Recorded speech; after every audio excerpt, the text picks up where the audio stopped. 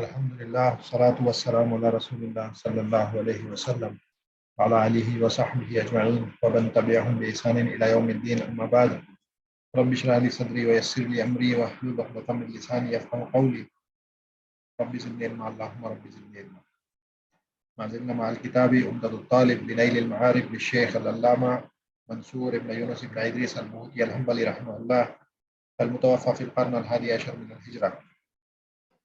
عمدۃ الطالب لنیل المعارف اس کتاب کی تشریح ہم دیکھ رہے ہیں اور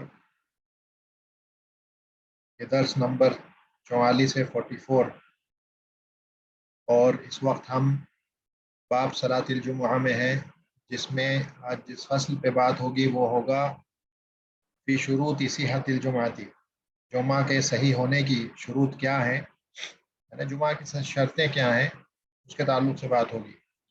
کل جو بات ہوئی تھی وہ بات ہوئی تھی شروط وجوب الجمعہ، یعنی کہ جمعہ کس پہ واجب ہے اس کی شرطیں، یعنی شرطیں کیا ہیں، کسی پر جمعہ کے واجب ہونے کی شرطیں کیا ہیں، کل اس تعلق سے بات ہوئی تھی۔ ہم نے دیکھا تھا کہ وہ آدمی حر ہو، آزاد ہو، مکلف ہو، مستوطن ہو، یہ ساری چیزیں ہم نے دیکھی تھی کہ جس میں یہ سب ہے، مریض، غلام، عورت، ان لوگوں پر جمعہ واجب نہیں ہے۔ ان کے علاوہ جو ہے آزاد ہو، مکلف ہو یعنی کہ بالغ ہو، اور مجنون یا صغیر نہ ہو، اسی طرح سے پرماننٹ ریسیڈنٹ ہو، کہیں کا رہنے والا ہو، پرماننٹ ریسیڈنٹ ہو، وہ ٹیمپرری نہ ہو، خانہ بدوش جو ہوتے ہیں وہ نہ ہو، خیام خیموں میں رہنے والے لوگ نہ ہو، اہل بادیہ نہ ہو، یہ ساری باتیں ہم نے کل دیکھی تھی۔ یعنی شروط وجوب الجمعہ، اس پر جمعہ واجب ہے اس کی شرطیں کیا ہے، کسی پر جمعہ کے واجب ہونے کی شرطیں کیا ہوتی ہیں۔ آج جو بات آئے گی وہ آئے گی شرط صحتھا، کی نماز یعنی جمعہ کے صحیح ہونے کی کیا شرطیں ہیں، یعنی جمعہ کی کیا شرطیں ہیں۔ تو چند شرطیں یہاں پر 3-4 شرطیں بیان کی ہیں۔ تو پہلی شرط کہتے ہیں الوقت، وهو من ارتفاع الشمس قدر رمح الى العصر فإن خرج قبل التحریمة صلوا ظهرا والا جمعة۔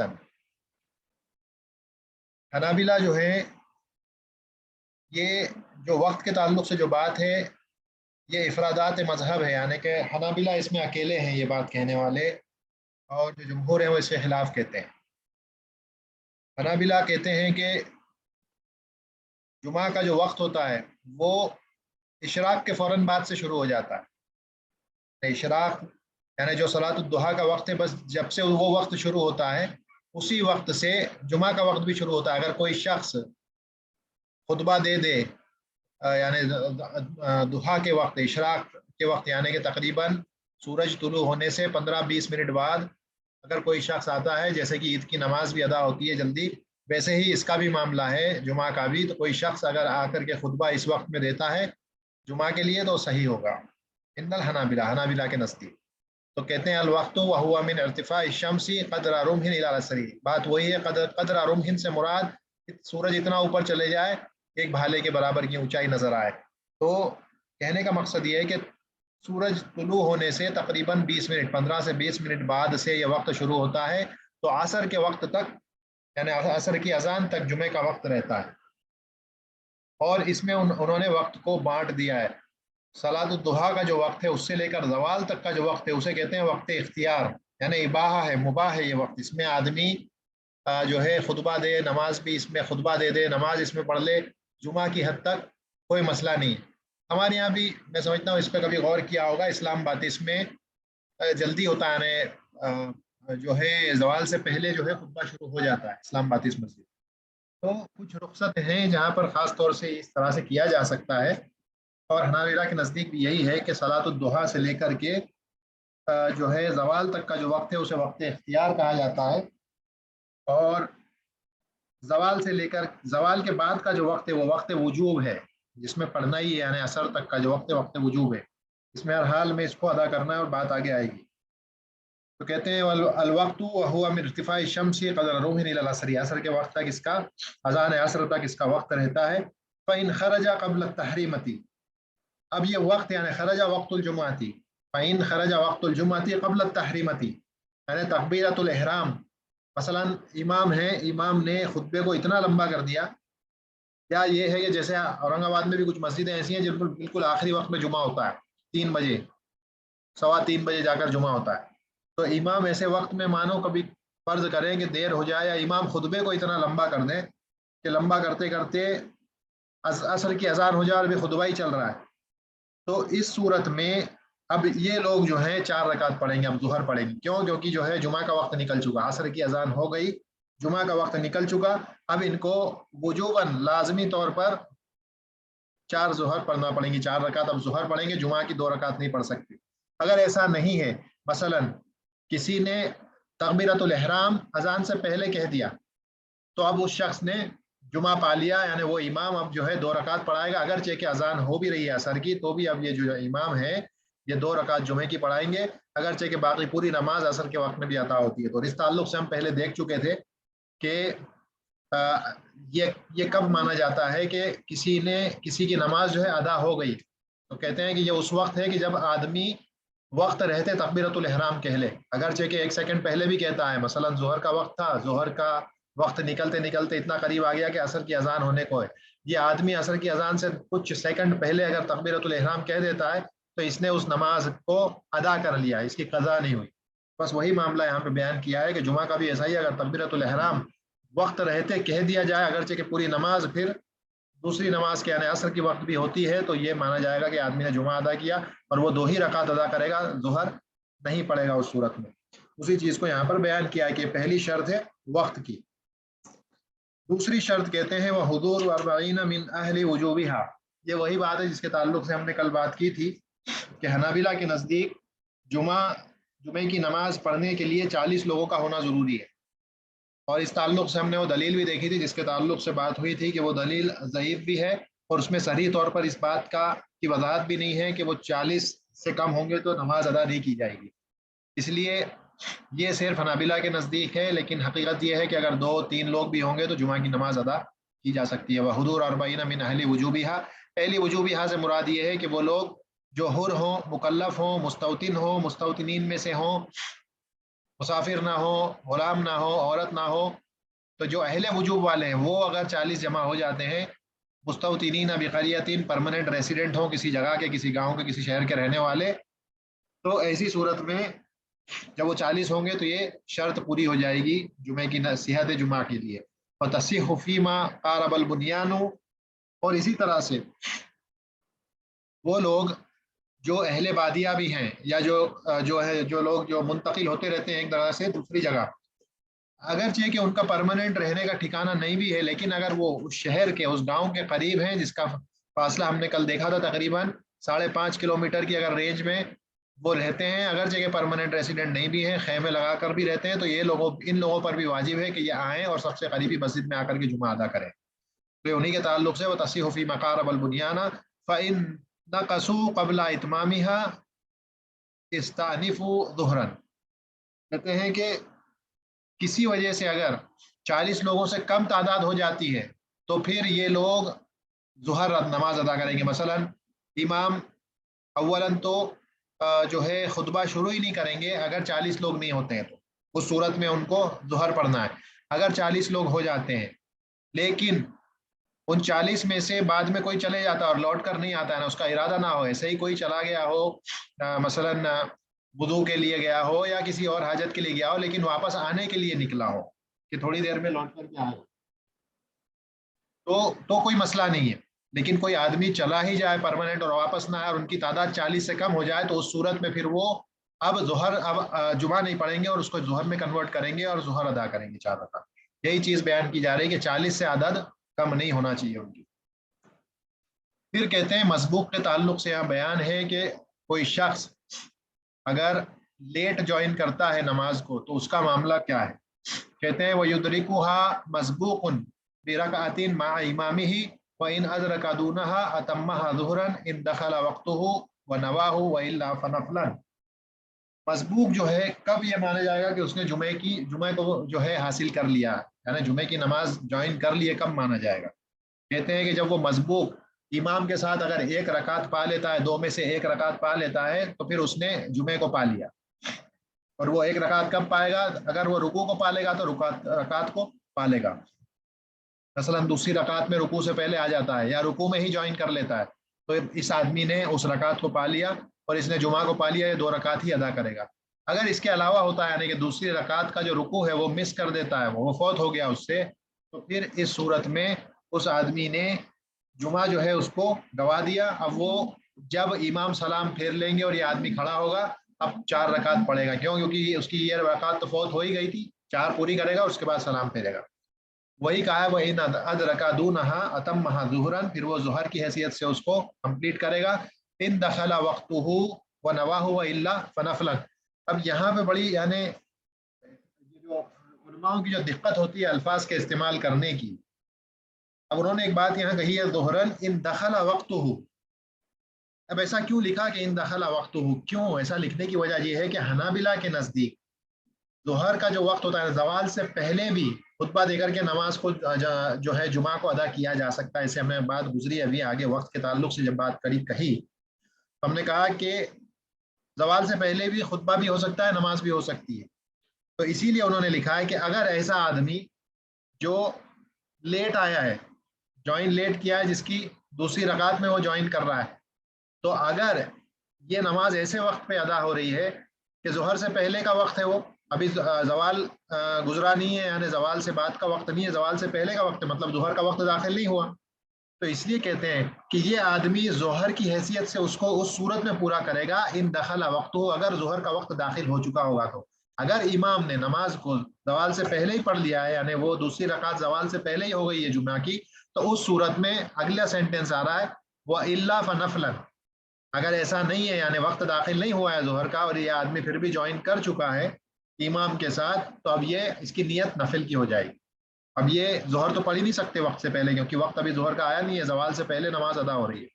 تو اس صورت میں جب یہ آدمی تو کیونکہ جوائن کر چکا ہے جمعہ میں، تو اب یہ اس کی نیت جو ہے نفل کی ہو جائے گی، اس کے لیے یہ نفل مانی جائے گی. جمعہ جو ہے کہیں اور ہوتا ہوگا تو وہاں ادا کریں گے، لیکن وہ بھی بات آئے گی کہ حنابلہ کے نزدیک یہ درست نہیں ہے کہ ایک جگہ پر ایک مقام پر کئی جگہوں پہ کئی مساجد میں جمعہ ہو. تو اب یہ جو ہے ظہر ادا کرے گا چاہے اکیلا کرے یا جیسے بھی کرے. تو ان دخل وقت ہو و نوا ہو، وقت کا داخل ہو جائے اور اس کی یہ نیت بھی ہو کہ وہ ظہر میں اس کو تبدیل کر رہا ہے، تو اس صورت میں اب یہ 4 رکعت پوری کرے گا. ادروائز فنفلن اس کی یہ نفل نماز ہوگی اگر اس کا ظہر کا وقت داخل نہیں ہوا ہوگا. تو یہ جو تھی دوسری شرط تھی. اب تیسری شرط بیان کرتے ہیں، کہتے ہیں وہ تقدم خطبتین، 2 خطبے جو ہیں وہ پہلے دیے جائیں گے، یعنی نماز سے پہلے 2 خطبوں کا دینا یہ جو ہے یہ بھی جمعہ کی شرط میں سے ہے. وہ کہتے ہیں ان خطبوں کی، ان دونوں خطبوں کی شرط کیا ہے؟ من شرطہما، ان دونوں خطبوں کی شرط کیا ہے؟ کہتے ہیں حمد اللہ تعالی، کہ اللہ کی حمد بیان کرنا ہے. یعنی کہتے ہیں نا ان الحمد للہ، اسی سے امام اور جو خطیب جو ہیں وہ اسی طرح شروع کرتے ہیں، تو اللہ کی حمد بیان کرنا.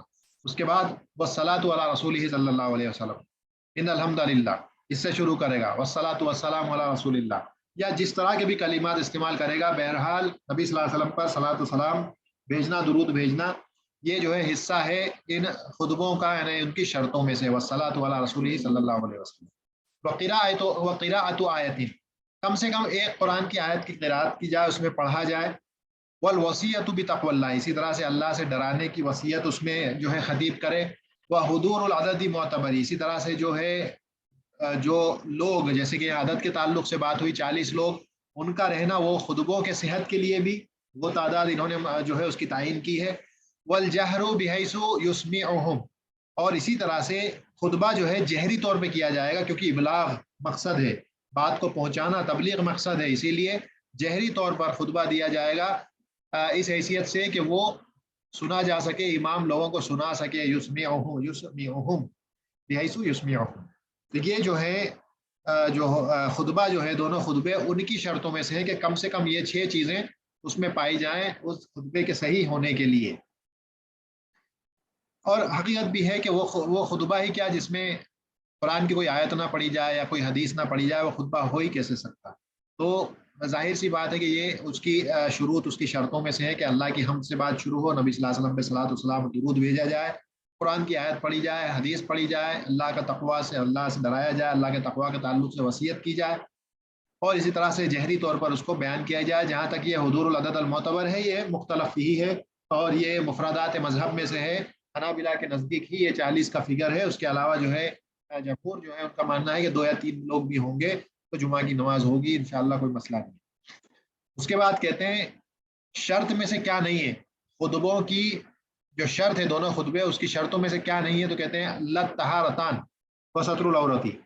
طہارت کا ہونا خطیب کے لیے ضروری نہیں ہے، یہ شرط میں سے نہیں ہے.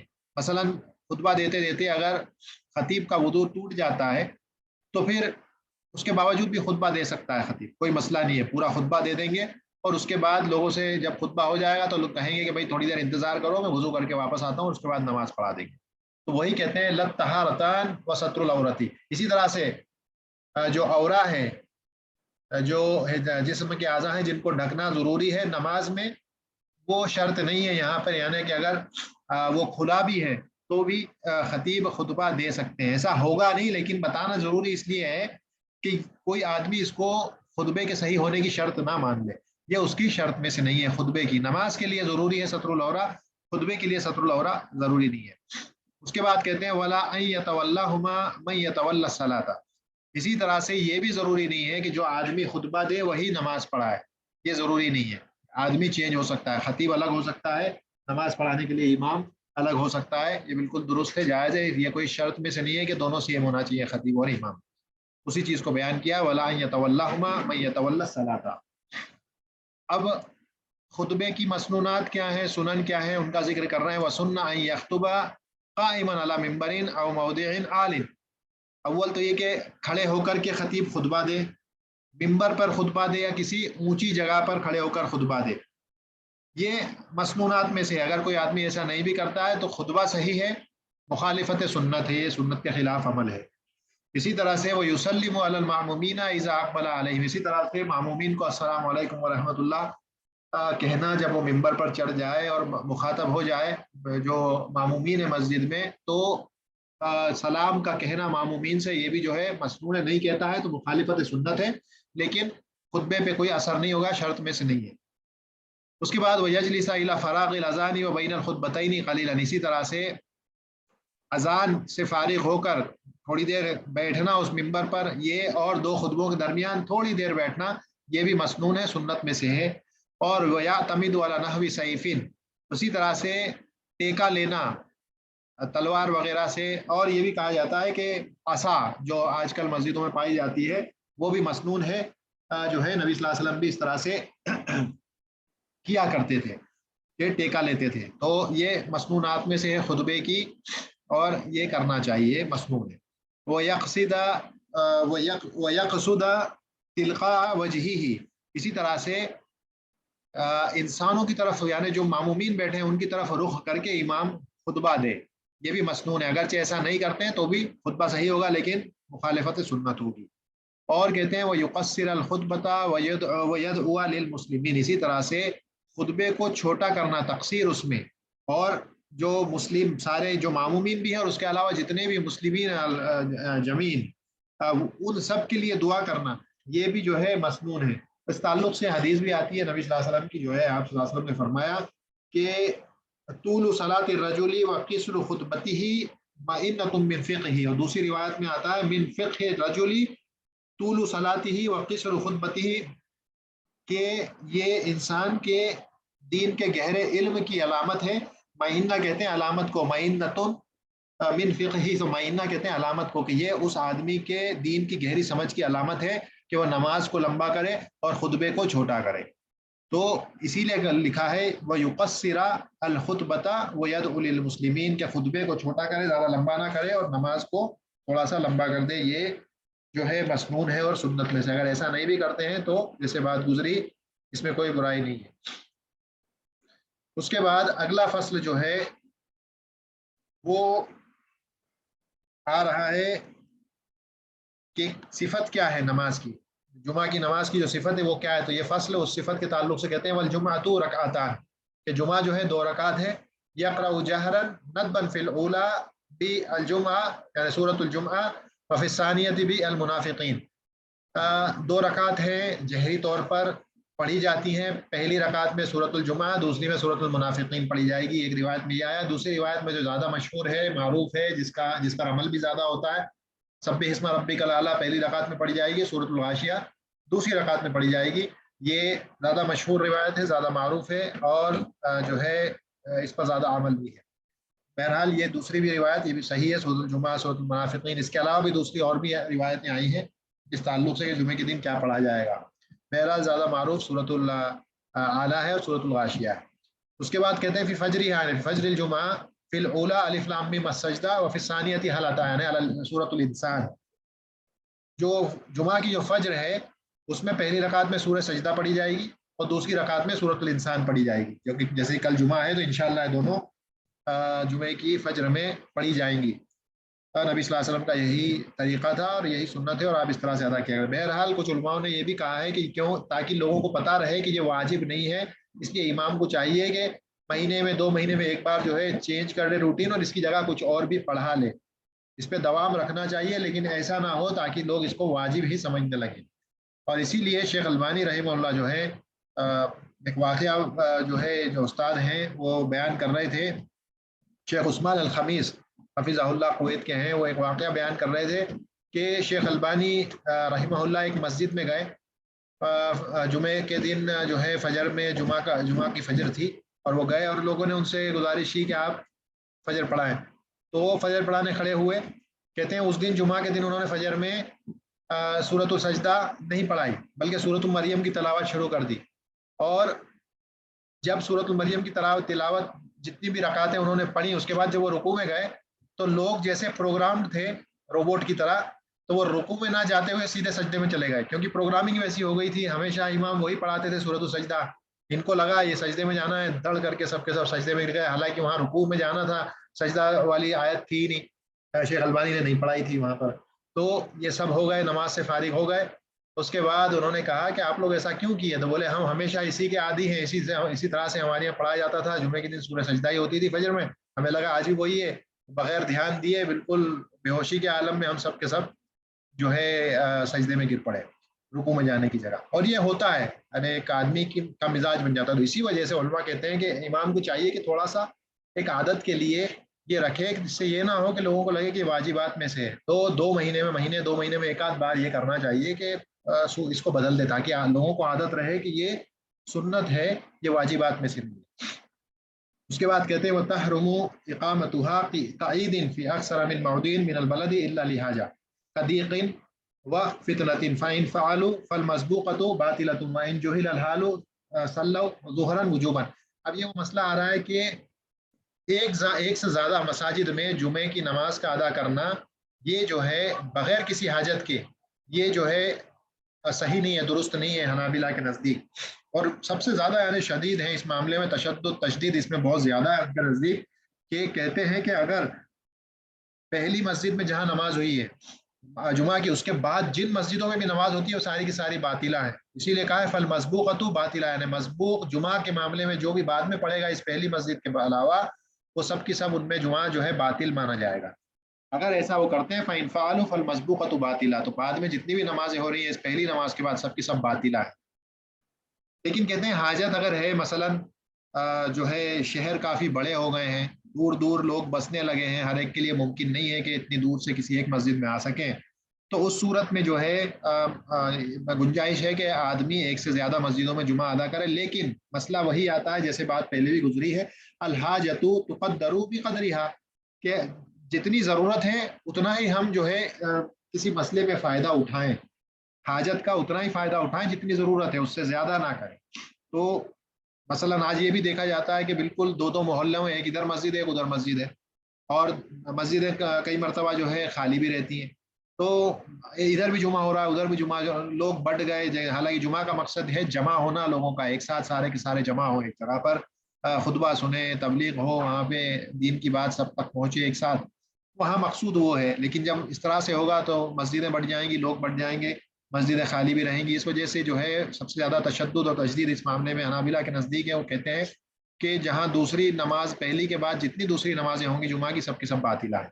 وَإِن جُهِلَ الْحَالُ صَلَّوْا ظُهْرًا وُجُوبًا، اور یہ تشدد کا معاملہ یہاں سے بھی پتہ چلتا ہے. کہتے ہیں کہ اگر آپ کو کسی جگہ کا علم یہ نہیں ہے کہ یہاں پر ایک سے زیادہ نمازیں ہو رہی ہیں کہ نہیں ہو رہی ہیں، تو آپ کے لیے ظہر پڑھنا ہی واجب ہے کہ ظہر ہی پڑھو آپ، کیونکہ آپ یہاں کے حالات سے آپ کو علم نہیں ہے کہ یہاں پر ایک سے زیادہ مسجدوں میں جمعے کی نماز ہو رہی ہے نہیں ہو رہی۔ اگر اس چیز کا علم آپ کو نہ ہو، آپ اس بارے میں علم نہیں رکھتے ہو، مجہول معاملہ ہے اس معاملے میں، تو پھر اس صورت میں آپ کے لیے ضروری ہے واجب طور پر کہ آپ ظہر ادا کریں۔ بہرحال یہ افرادات مذہب ہیں، حنابلہ اس طرح سے ان کے نزدیک ہے یہ، اور جیسا میں نے بتایا بہت زیادہ تشدد ہے اس معاملے میں ان کے نزدیک۔ لیکن ہاں گنجائش ہے، یعنی کوئی یہ نہیں کہہ سکتا کہ مطلقاً انہوں نے کہا ہے کہ نماز نہیں ہوگی، انہوں نے یہاں قید لگائی ہے حاجت کی، اور حاجت جب ہوگی جیسے قدیقین، یعنی کہ جیسے کہ بات ہوئی کہ بہت زیادہ لوگوں کی تعداد بڑھ گئی ہے، لوگ زیادہ ہو گئے ہیں، دور دور رہنے لگے ہیں، سب کے لیے ممکن نہیں ہے کہ سفر کر کے جو ہے کسی ایک مسجد میں جمع ہو سکے، تو اس صورت میں جائز ہے۔ اسی طرح سے فتنے کا خوف ہو، مسلمانوں کے گروپس کے درمیان اگر دو گروپس کے درمیان کوئی جو ہے لڑائی جھگڑے کا معاملہ ہو، اس صورت میں بھی الگ الگ جگہوں پر نماز کو ادا کیا جا سکتا ہے۔ اس کے بعد کہتے ہیں وہ اقل السنت بعدها رکعتان، کم سے کم پہلے کی تو کوئی سنت متعین نہیں ہے، اس کی تعین کچھ بھی نہیں ہے کہ ظہر یعنی جمعے کی نماز سے پہلے کتنی سنتیں پڑھی جائیں، آدمی جتنی چاہے جتنا اس کو اللہ نے جو ہے اس کی جو ہے مقدر کیا ہے وہ اتنا پڑھ لے یعنی جمعے سے پہلے، لیکن اس میں کوئی تعین نہیں ہے کہ 2 پڑھے گا 4 پڑھے گا، منیمم تحیت المسجد اس کو پڑھنا ہے، اس کے علاوہ اگر اور کچھ بھی پڑھنا چاہتا ہے اور اس کے پاس وقت ہے تو پڑھ سکتا ہے۔ لیکن جمعہ کے بعد جو ہے کم سے کم 2 رکعتیں ہیں، وہ اکثر ہوا ستن، زیادہ سے زیادہ 6 ہیں، وہ 6 اس طرح ہیں کہ نبی صلی اللہ علیہ وسلم مسجد میں جب ہوتے تھے تو 4 پڑھتے تھے، کسی نے ان کو 2 رکعت گھر پہ ہی پڑھتے ہوئے دیکھا، تو اس طرح سے جو ہے جمع کر کے علماء نے بیان کر دیا کہ وہ 6 رکعتیں ہیں۔ بہرحال درست یہ ہے کہ جب آدمی مسجد میں اگر ادا کر لے گا تو 2 کر کے 4 رکعت مسجد میں ادا کر لے گا، اور اگر مسجد میں کچھ بھی نہیں پڑھتا ہے تو گھر جا کر کے 2 رکعت، یا دکان گھر جہاں بھی جا رہا ہے وہاں جا کر کے 2 رکعت جو ہے ادا کر لے۔ کہتے ہیں وَيَتَنَظَّفُ وَيَتَطَيَّبُ وَيَلْبَسُ أَحْسَنَ ثِيَابِهِ، اور اس کے بعد صاف ستھرا رہے، اچھے کپڑے پہنے، وضو کی حالت میں ہو، خوشبو لگائے، اچھے جو ہے نئے کپڑے نہیں، اچھے صاف ستھرے کپڑے پہنے، أَحْسَنَ ثِيَابِهِ۔ اور وہ یکبر، یہاں پر اصل میں یہ غلطی ہے، یہاں پر یکبر نہیں ہے، یا لفظ یہاں پہ جو ہے یسیرو ہے، یسیر الیہ ماشین، یعنی کہ چلتا ہوا مسجد کی طرف جائے، جمعے کے لیے چلتا ہوا جائے۔ وہ یدنو من امام ہی، امام سے جتنا زیادہ قریب ہو سکے، قریب ہو کر کے بیٹھے، سب سے اول صف میں جتنا ہو سکے آگے جا کر کے بیٹھنے کی کوشش کرے۔ وَيَقْرَأُ سورۃ الکہف، سورۃ الکہف فی یومہا، اور اسی طرح سے سورۃ الکہف کا پڑھنا اس دن میں یہ بھی جو ہے مسنون ہے، یعنی جمعہ کے دن میں اس کو پڑھنا مسنون ہے۔ وَيَكْثِرُ مِنَ الصَّلَاةِ عَلَى النَّبِي صلی اللہ علیہ وسلم، اسی طرح سے جو ہے نبی صلی اللہ علیہ وسلم پر درود و سلام کی کثرت رکھے، اکثار کے ساتھ اس عمل کو کرے۔ ولا يتخطى الرقاب الا الامام او لفرجہ، اسی طرح سے لوگوں کی گردنوں کو الانگنا جمعے کے دن یہ جو ہے درست نہیں ہے، صحیح نہیں ہے، الا الامام، سوائے امام کے، یا لفرجہ کوئی گیپ نظر آتا ہے تو اور آسانی سے جا سکتے ہیں تو اس صورت میں، ادروائز گیپ کو بھرنے کے لیے بھی لوگوں کی گردنوں کو الانگ کر کودتے پھاندتے جانا یہ درست نہیں ہے، آدمی کو جہاں جگہ ملے وہاں بیٹھ جائے۔ اسی طرح سے بیٹھنے والوں کو بھی چاہیے کہ وہ کہیں پر ادھر ادھر گیپ نہ رکھیں، پہلے آگے کی صفوں کو بھریں، اس کے بعد پیچھے آئیں۔ اس کے بعد کہتے ہیں وہ حرم اقامت غیرہ لیجلس مکانہ، اسی طرح سے کسی آدمی کو کھڑا کر کے اس کی جگہ پر بیٹھ جانا یہ حرام ہے، محروم ہے۔ کیوں؟ کیونکہ وہ آدمی حقدار ہے، صاحب المکان اولیٰ بمکانہ، جو آدمی کسی جگہ پر بیٹھا ہوا ہے وہ زیادہ حقدار ہے اس جگہ پہ رہنے کا، تو اس کو اٹھانا اور اس کی جگہ بیٹھنا حرام ہے۔